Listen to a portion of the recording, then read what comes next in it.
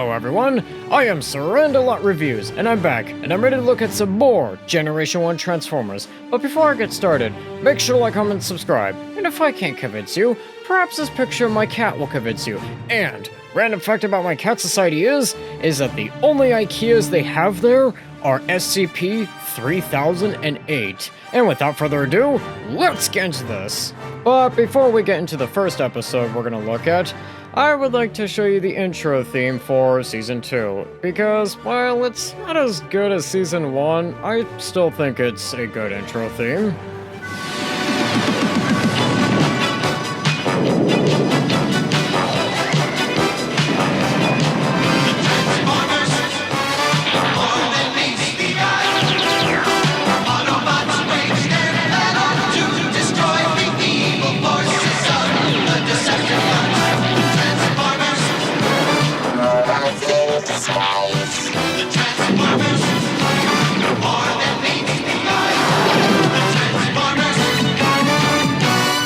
So the first episode we're gonna look at is Autobot Spike, where we get introduced to an Autobot Frankenstein's monster. Without further ado, let's get into this. So the episode starts out with Sparkplug working on a special project of his. We are ready for your demonstration, Sparkplug. Right, Optimus Prime. Well, I just wanted to see what I could do with a big pile of spare Autobot parts and a whole lot of human ingenuity. So I built this big guy, Autobot X. Wow, it's like some kind of robot Frankenstein monster. But then they activate Autobot X, and as it turns out, that was a really bad idea there, Sparkplug. Did you guys not learn anything from the Dinobots here? I mean, even within the first 30 seconds, they at least could be controlled before they went about destroying Teletran 1. But luckily, the Autobots managed to stop Autobot X before he can do what Grimlock did last time, and the Autobots make extra sure to make the safe, responsible decision. Prime, I guess Autobot X better be put in storage, at least until I get it perfected. Ratchet and I'll help. You know, I'd like to find a way to transfer mental impulses to Autobot X. Then, if an Autobot is damaged, his mind could still function in Autobot X while his body was being repaired. Talk about spare parts. Your idea may have merit, Wheeljack. Never mind. I guess deciding that immediately after the thing woke up and started destroying Autobot Base might not be a good idea to reactivate it. It's just not a good way to think, I guess. But before we can dwell on just how bad of an idea this is, there's an alert from Teletran 1 that the Decepticons are attacking a rocket base, so the Autobots go there to stop the Decepticons. And the Decepticons, finding out that there is no fuel left because their fight basically destroyed all the fuel, they end up leaving, but not before leaving a little distraction for the Autobots. And Spike's injuries are so bad from that distraction that the doctors have to work on his body immediately, but they have to make sure that his mind will be okay. So, the Autobots have Spike's mind transferred to Autobot X, and I'm gonna show you this scene here. Spike, my son! Spike, do you know me? It's your dad! Dad? I'm Spike? Spike? Me? No! No!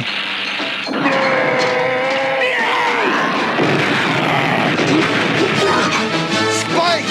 Son! What have we done to you?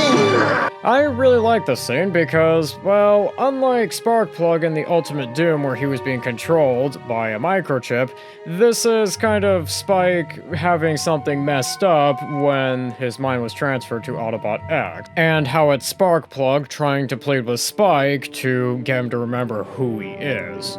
Anyways, so Sparkplug manages to calm Spike down enough to at least talk and not destroy Autobot Base.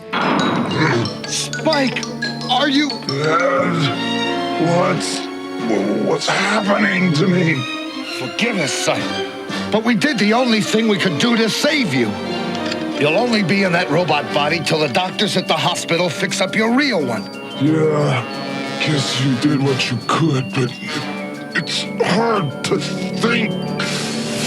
But unfortunately, Laserbeak is also listening in on the conversation. And Laserbeak reports back to Megatron that Autobot Spike is not in the best mental state and probably will be able to be turned against the Autobots.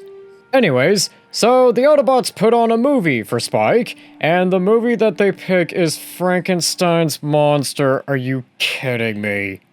I mean, okay, guys, don't you think that's maybe just a little bit insensitive to put on Frankenstein's monster for somebody who is in a Frankenstein's body who is not exactly in the best mental state? Don't you think he, I don't know, may actually go out and wreak havoc? That would be like me trying to calm somebody down who might be turning into a vampire, and I want them to not think about sucking anybody's blood, and the first movie that I pick is Dracula. I'm pretty sure cat videos might be a bit of a better solution here, guys. And as it would just so happen, that turns out to be a really bad idea because Spike ends up going crazy and destroying parts of Autobot Base and running away. But luckily, Bumblebee chases after him without his radio because that was not repaired. So Bumblebee finds Spike, but Spike is really not in the mood to talk to Bumblebee right now. And the Decepticons come by, and Megatron convinces Spike to join him in this scene here. Wait! There is no need for further conflict. Megatron! I must say you've improved your appearance since our last encounter, Spike. Easy for you to say, Megacrum. Way I see it, I've become a monster. Like you! Monster? I am no monster. We Decepticons are but sentient machines who've discovered our destiny in this vast universe. Will you join us, Decepticons, and be second only to me? Together we will punish those who did this to you. I don't know. It's getting harder and harder to think. Then let Megatron think for you, Autobot Spike. Will you join us? Right, Megatron. We'll make them all pay for what they did to me. Pay real. Which, I like this scene here because it shows just how good Megatron is at fooling people into joining his side, like Spike here, which normally Spike would never join him, but his mind has been so damaged in the transfer process that he is more susceptible to joining Megatron now. Anyways, so Bumblebee manages to warn Optimus Prime that Spike is actually considering possibly joining with Megatron, and the Autobots get there, but not before Spike has a little surprise for them. Well, I'm beginning to like it in here. This is not really your doing. It's the unfortunate side effect of the mind transfer. You're partly right, Optimus. It's not just me that's doing this. I've got backup. Meet my pal, Megatron. And the Decepticons ambush the Autobots, and the Autobots and Decepticons fight. And Optimus Prime and Bumblebee are trying to convince Spike to snap out of it. And they are failing miserably up until Sparkplug shows up, and this scene here. Why are you attacking your friends? Spike! Dad? Dad!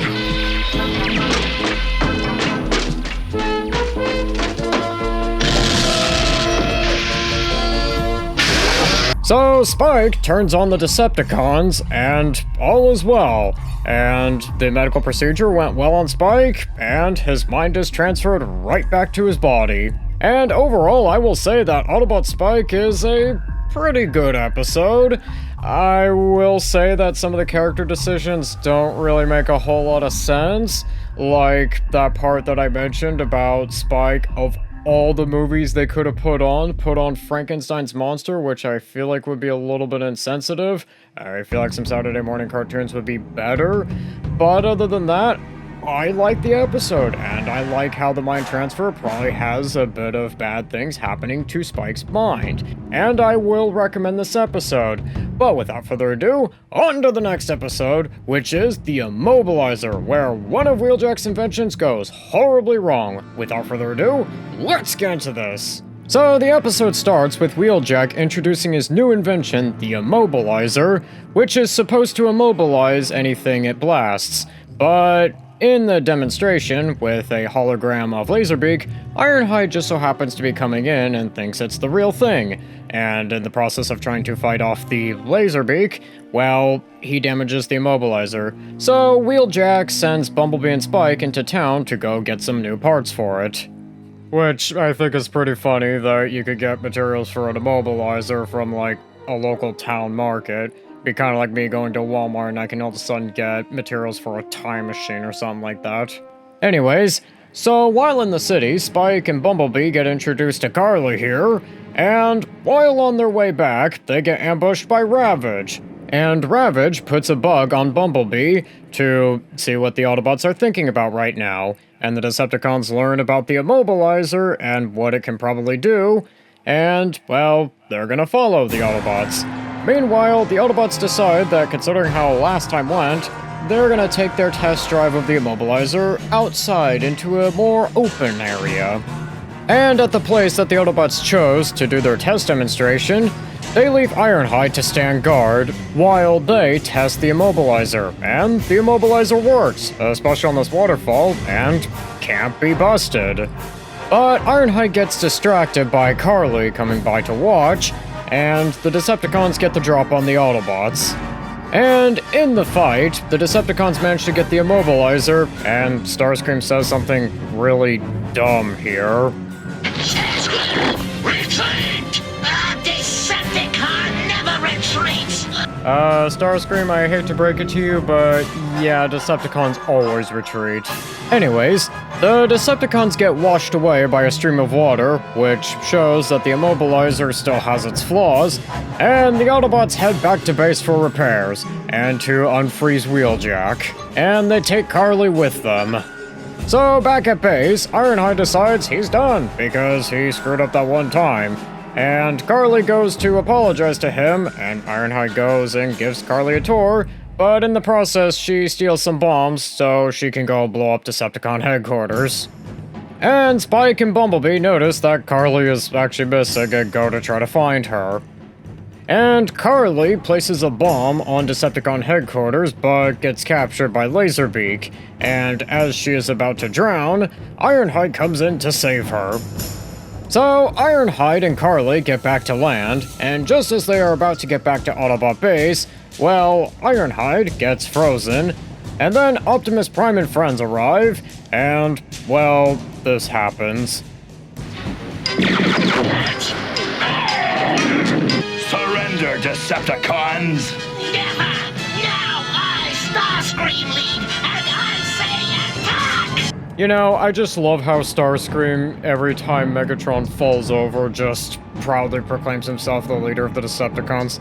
Imagine what would happen if Megatron slipped on a banana peel or something. Anyways, so the Autobots and Decepticons fight, and with the Immobilizer in Decepticon hands, the Autobots are really getting hammered out there. Up until Carly ends up sabotaging the Immobilizer, basically making it so that it remobilizes, I'm pretty sure that's the word, the Autobots that were already frozen, and the fight turns in the Autobots' favor, and the Autobots win. And Ironhide returns to active duty, and Carly joins Team Autobot. Okay, I'll be honest, the Immobilizer was really not the greatest episode. It kind of felt soulless and like it was just going through the motions. Some things I will definitely say that I liked were definitely some highlights from Starscream, but that's like the only thing I will remember from the episode, and other than that, the episode just kind of was boring if I'm being perfectly honest, which I guess might explain why I had so little to say about it. I mean, I'm not saying it's a bad episode, I'm just saying that if I had to pick between this episode and, like, say, I don't know, Autobot Spike, I would definitely pick Autobot Spike because Autobot Spike at least had an interesting concept. And I will also say that this is one of those episodes that Kid Me would say was boring. Anyways, I think with that, on to the next episode, which is Raider! where we get to learn what Mirage's true loyalties are. Without further ado, let's get into this. So the episode starts with the Decepticons stealing some electro cells from a research lab, and I will say I really like these puns here. I just love opening presents!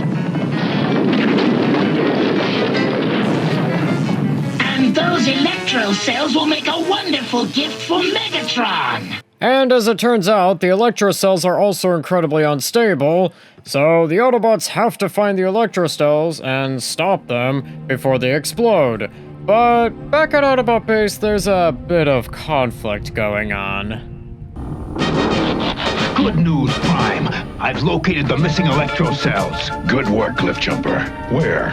In the same area Mirage patrolled yesterday. Impossible! I'd have picked up a reading on them for sure! Maybe you did, but decided to keep it quiet. That'll do, Cliffjumper. Meanwhile, in the Decepticon camp, Starscream does something stupid as usual. Why do you delay, Megatron? The power in these cells would be transferred to the Energon cubes by now and the Autobots destroyed if I were in charge. But I am in charge, Starscream, and until I am sure that this fail-safe monitor device works, I will not risk the electro cells exploding. Where is the courage your leadership demands, Megatron? To discover if something works, you must dare to test it. Destroy us all, oh brave Megatron. Perhaps it's time the Decepticons looked elsewhere for direction, to someone prepared to make command decisions. The transfer worked perfectly. Perfectly, you say?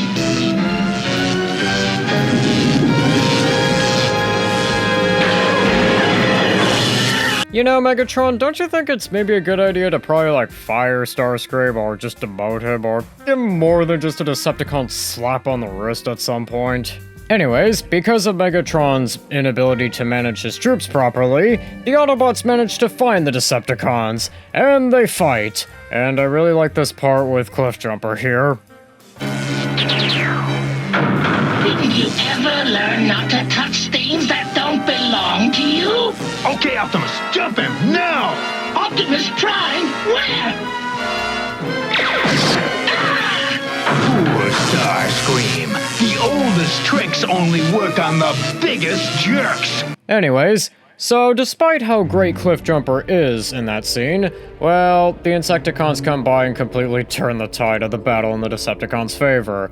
And with the commotion, one of the Insecticons accidentally shoots the electro cells, which causes a fire nearly to break out, and Megatron has to stop the fight to basically save the cells. And in the fight, Mirage also takes a Decepticon insignia, which I'm sure will not be important later on, and the Autobots have to head back to base for repairs because, well, they're pretty beat after fighting the Decepticons and the Insecticons. And there is some more problems at Autobot Base.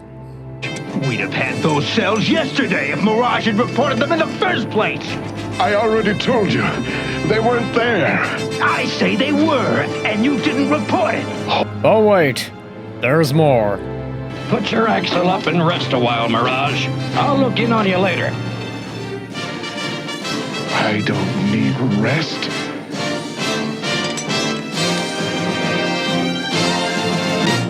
So, Mirage goes to the Insecticon hideout to steal the Energon cubes that were given to them, and he leaves a Decepticon logo and, well, goes back to the Decepticon headquarters to bring the Energon cubes back, and Cliffjumper is also there, and right as he is about to fire, well, Cliffjumper gets spotted by Starscream. So, Cliffjumper has to rely on the Insecticons, in an unexpected way, to evade Starscream. And through a complex series of events, the Insecticons are now fighting the Decepticons. And in the crossfire, Mirage gets captured by the Insecticons and reprogrammed to basically do their bidding.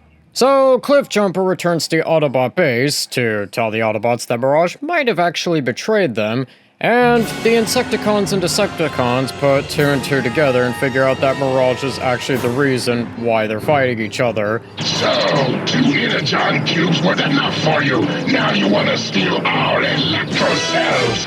But you stole them from us! What gives you that absurd idea? A Decepticon insignia lying right where our Energon cubes have been! This Autobot ripped it off during the battle. But think! Put 2 and 2 together and it will equal an Autobot trick. You wouldn't cheat us. You need us to get rid of the Autobots. Maybe after that you rob us blind. And before Mirage can get destroyed, Megatron has an idea. And Mirage leads the Autobots into a trap, but does manage to explain some stuff. I got rid of them, and their friends retreated. More lies, traitor! No, I want to hear him out. Mirage, Cliffjumper claims you took Energon cubes to the Decepticons. Did you? Yes, I took them. Then brought them here so the Insecticons would think the Decepticons had stolen them. And then? They began to fight each other. The Insecticons fled and the Decepticons chased them. Now we can get the electro cells, Prime. And I actually really like this scene here because Mirage is telling the truth, mostly. And I actually like the whole traitor arc with Mirage because at first it seems like Cliffjumper is just making some baseless accusation, but as the episode goes on, you're kind of thinking to yourself, is Mirage actually a traitor? And does Cliffjumper's theory actually hold water? And as the episode goes on, you kind of start to get a lot more suspicious of Mirage, and especially with all the coincidences that are happening. And also, with this scene here, you're kind of thinking to yourself, Mirage is probably not telling the full truth. And I really like how they did that here, because it kind of makes it seem like the truth is kind of just up in the air. Anyways, so during the fight, Cliffjumper manages to get the upper hand on Mirage, and Ratchet figures out that Mirage was actually being controlled by Bombshell, and the Autobots figure out that Mirage didn't actually betray the Autobots, and that it probably was just a bunch of coincidences and miscommunications. So the Autobots manage to destroy the energy collectors, and it doesn't destroy the Earth, and Cliffjumper apologizes. Chill. Hey, Mirage, I have just one thing to say to you. Yeah? What, Cliffjumper? Move over! Hey, what's up? I think I have a hole in my head that needs repairing too! You what? And the episode ends. And overall, I will say that the episode is great, and I especially like how the whole traitor accusation on Mirage starts out like just some wild accusation, but then it seems as the episode goes on that it might hold a little bit more water with a lot of confusion and just general coincidences. And I also liked how Mirage actually was getting controlled and actually was fighting for the Decepticons part of the episode until it was revealed that he was actually being controlled by Bombshell. And I would highly recommend this episode. And I think with that, that's gonna do it for today. Don't forget to like, comment, subscribe, and I'll see you in the next one.